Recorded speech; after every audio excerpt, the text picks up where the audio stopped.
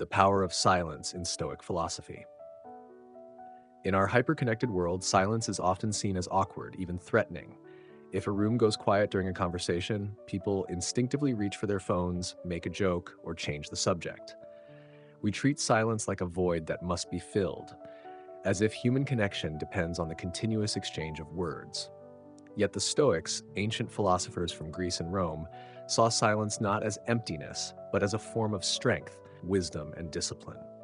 The Stoic approach to silence was never about passivity. It wasn't about retreating from life or refusing to engage with others. Rather, silence was a strategic tool, a way to guard one's peace, control one's impulses, and create the mental clarity needed to act with reason instead of passion. In fact, silence could be just as persuasive as speech.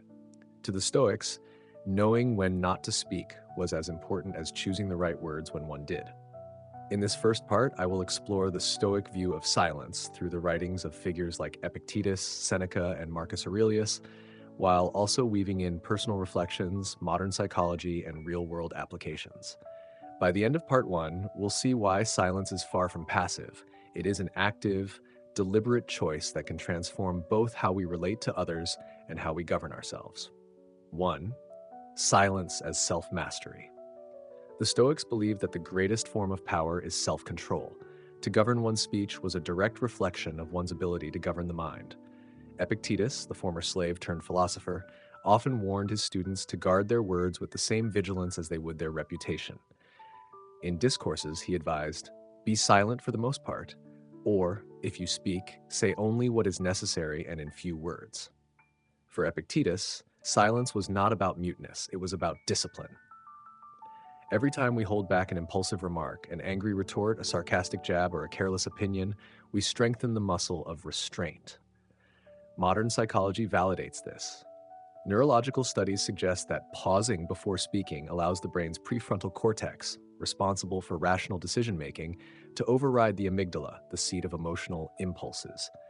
In other words, silence creates a buffer between stimulus and response, which Viktor Frankl later described as the space where human freedom lives. Imagine an argument with a close friend. In the heat of the moment, sharp words form on your tongue, words that may feel justified but are likely to leave scars. Choosing silence at that instant isn't weakness. It is the refusal to let temporary anger dictate permanent consequences. 2. Silence as a weapon against vanity. Seneca, the Roman Stoic and advisor to Emperor Nero, understood the seductive pull of endless talking. He once observed that people often speak not to communicate, but to impress. Much of human conversation then and now is about signaling intelligence, humor, or authority. Yet the louder we boast, the more fragile we appear. Seneca's advice was sharp. It is a great thing to know the season for speech and the season for silence. In practical terms, silence protects us from becoming slaves to our own vanity.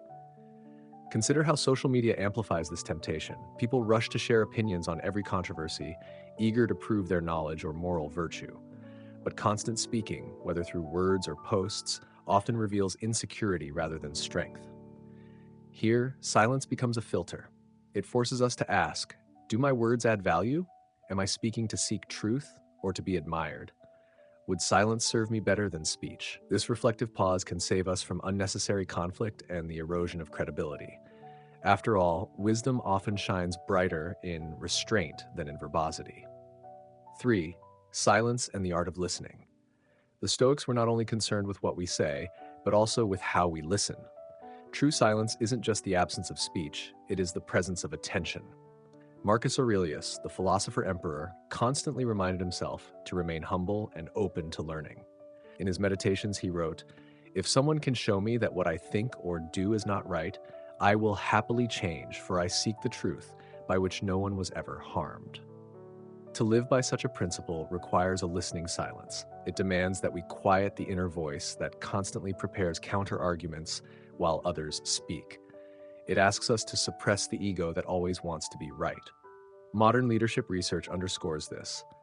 The best leaders are not those who dominate conversations, but those who listen deeply, making others feel heard. Silence in dialogue creates a space where trust can grow and new ideas can emerge. Think of a mentor who listens patiently without rushing to give advice, or a friend who lets you pour out your heart without interrupting. Their silence is not passive, it is active compassion. 4. The courage to endure awkward silence. One reason people fear silence is that it feels awkward. Long pauses in conversation trigger discomfort. We rush to fill the void, fearing judgment. Yet the Stoics train themselves to endure discomfort of all kinds, whether physical pain, poverty, or awkwardness. To sit in silence without flinching is to cultivate inner stability. When others feel pressured to chatter, the Stoic remains unmoved, anchored in self-sufficiency. This makes silence a test of courage. A practical exercise. Next time you're in a conversation, allow silence to linger instead of scrambling to respond. Notice how others react. Some may laugh nervously, others may open up more deeply. Often, silence functions like a mirror. It reflects the other person's state of mind more than your own. The ability to withstand silence signals strength, not weakness. It says, I do not fear emptiness. I do not need to prove myself with constant words. 5. Silence as a spiritual practice. For the Stoics, silence was not only social or psychological, but also spiritual. Marcus Aurelius often retreated into himself, writing private meditations that helped him maintain equanimity amidst the chaos of ruling an empire. Silence created the inner space to practice reflection. In stillness, one could examine the day, confront personal failings, and return to reason. Seneca recommended nightly self-examination. Before sleep, reviewing one's words and actions in silence. This wasn't self-punishment, but self-improvement. We see echoes of this in many traditions. Buddhist monks use silence as a way to still the mind. Christian mystics practiced contemplative prayer in silence. Modern mindfulness practices, too, emphasize the power of quiet presence. The Stoics, though not religious in the same way, recognize that silence connects us to a deeper order of reason, the logos, the rational structure of the universe. In an age of constant noise, adopting silence as a daily ritual is nothing short of revolutionary. Whether it's 5 minutes of quiet breathing, journaling without distraction, or walking without headphones, such practices return us to ourselves. 6. Silence in conflict, choosing restraint over reaction. One of the clearest uses of silence is in conflict. The Stoics taught that anger is a kind of temporary madness, and the words spoken in anger rarely align with reason. Seneca, who wrote extensively on the dangers of anger, advised waiting out the storm. The best remedy for anger is delay. Silence in conflict is not avoidance, it is deliberate delay. It allows emotions to subside so that reason can guide response. Think of a workplace dispute. A colleague criticizes your project unfairly in a meeting. The impulse might be to snap back with equal sharpness. Yet silence in that moment accomplishes more. It denies the other person the fuel of escalation. It gives you time to assess whether the criticism has merit. And it preserves your dignity, showing that you are not easily provoked. This does not mean one never responds. It means the first move is restraint. Later, with clarity, you can return to the issue, either with a calm rebuttal or, if appropriate, with no rebuttal at all.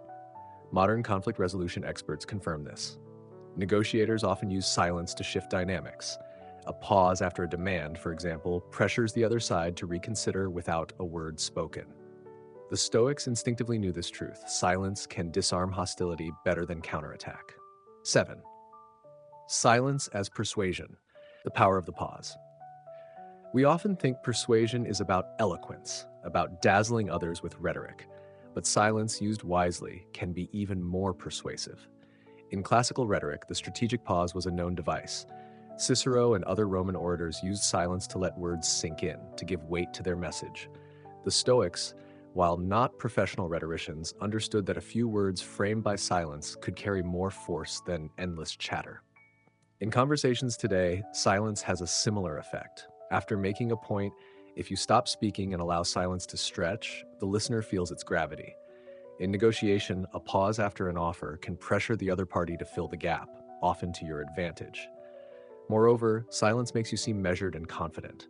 People who rush to fill every space with words often appear insecure. Those who allow silence to stand project authority. This is why some of the greatest leaders in history, Abraham Lincoln, Winston Churchill, Nelson Mandela, were masters not only of speech, but of silence. They knew when to stop, when to let the silence speak louder than words. Digital silence, withdrawing from the noise. The Stoics lived in bustling cities, but they did not face the constant barrage of notifications, emails, and feeds. If Seneca complained about the noise of Roman baths and markets, one wonders what he would say about Twitter or TikTok. Yet the principle is the same. One must guard the mind from unnecessary chatter. Marcus Aurelius reminded himself daily to concentrate on what is in my control and not to be pulled apart by external distractions. In the digital age, Stoic silence means practicing digital restraint, not reacting immediately to every online provocation, choosing not to comment on every controversy, taking breaks from social media to preserve mental clarity, practicing slow communication, waiting before replying to texts or emails when emotions are high. This isn't withdrawal from the world, but a conscious refusal to let noise dominate our attention. It's the recognition that silence online can protect one's peace more than 1,000 clever replies. 9. Silence in relationships, creating space for others. In relationships, whether friendship, family, or romance, silence can be both destructive and healing. The destructive silence is avoidance, the refusal to communicate, which breeds resentment. But the healing silence is presence without words. A Stoic partner or friend does not need constant chatter to prove affection. They know that comfort often resides in simply being together in silence. Walking with a loved one without speaking, or sitting quietly beside a grieving friend, can sometimes express more than words ever could. Here, silence becomes empathy. Instead of rushing to give advice, the Stoic listens. Instead of filling every gap, they allow space for the other to open up in their own time. Psychologists today describe this as holding space, creating an environment where someone feels safe to be themselves without pressure. The Stoics, though they use different language, practice the same. 10. Silence in leadership. Strength without noise. True leaders know the value of silence. In fact, silence often distinguishes authority from insecurity. Consider meetings. Insecure managers feel the need to speak constantly, to assert dominance. Wise leaders, by contrast, listen more than they talk. When they do speak, their words carry weight precisely because they are rare. This aligns with Epictetus's advice: we have 2 ears and 1 mouth, so that we may listen twice as much as we speak. In crisis situations, silence is especially powerful. A leader who remains calm and measured, who does not rush into frantic explanations, reassures others. Their silence signals steadiness. It creates trust. Modern examples abound. Think of how Tim Cook pauses before answering questions in interviews, or how Angela Merkel was famous for long silences in negotiations, which often unnerved opponents. Their silence was not hesitation, but deliberate control. 11. When silence becomes cowardice. It is important to note that Stoics did not advocate silence in all circumstances. There are times when silence is a failure of courage. Marcus Aurelius reminded himself to act justly and speak truth when duty required it. Seneca, too, acknowledged that sometimes one must use words to correct wrongs or defend others. Silence in the face of injustice is not Stoicism, it is complicity. The challenge, then, is discernment. Silence is wise when words would be impulsive, vain, or destructive, but silence is cowardice when it avoids truth, justice, or moral responsibility. For example, a friend engages in self-destructive behavior. Remaining silent out of peace is negligence, not Stoicism. In the workplace, if harassment or corruption occurs, silence is not virtue, but surrender. On societal issues, failing to speak for fear of judgment may preserve comfort but betrays justice. Thus, the Stoic silence must always be guided by the higher principle of reasoned virtue. It is never an excuse to avoid moral duty. Cultivating Stoic silence, practical exercises. To make Stoic silence part of life, one must practice deliberately. Here are exercises inspired by Stoic thought. The pause before speech. When about to respond in conversation, pause for 3 breaths. Ask, are these words necessary? Are they kind? Are they true? The evening reflection. Each night, review moments of speech. Where did silence serve me? Where should I have spoken less or more? Digital Sabbaths. Take 1 day per week or even a few hours per day without social media or unnecessary communication. Use the silence to read, reflect, or walk. Listening practice. In conversations, resist the urge to prepare responses. Instead, commit to fully hearing the other person. Silent walks. Go for a walk without headphones, without a phone. Allow silence to accompany you. Notice thoughts and sensations. The courage of necessary speech. When tempted to remain silent out of fear, practice the opposite. Speak truth respectfully but firmly. These practices slowly rewire the mind, teaching us that silence is not emptiness but fullness, an anchor in a noisy world. 13. The paradox of silence. Silence has a paradoxical nature. It is both absence and presence, both restraint and strength. To outsiders, the Stoic silence may look like weakness, but in truth, it is power held in reserve. The paradox is also cultural. In some societies, silence is prized as respect. In others, it is seen as awkwardness. The Stoic transcends cultural labels by focusing not on appearance, but on inner virtue. The measure is not how silence looks, but whether it serves reason and justice. Conclusion: the Stoic path of silence. Bringing both parts together, we see that silence in Stoic philosophy is far more than the lack of words. It is a strategic, ethical, and spiritual practice. It teaches self-control, shields us from vanity, deepens listening, strengthens relationships, and enhances leadership. It also forces us to confront our fears: fear of awkwardness, fear of judgment, fear of emptiness. At the same time, Stoic silence is not absolute. It requires discernment, knowing when to remain quiet and when to speak with courage. In a noisy age where everyone feels compelled to broadcast opinions, Stoic silence is revolutionary. It allows us to reclaim autonomy from noise, to ground ourselves in reason, and to wield words only when they serve truth and virtue. As Marcus Aurelius might remind us if he were alive today, let others speak constantly. Let others seek applause. Your task is different. Guard your peace. Choose your words with care. And remember, the wisest voices are often the quietest.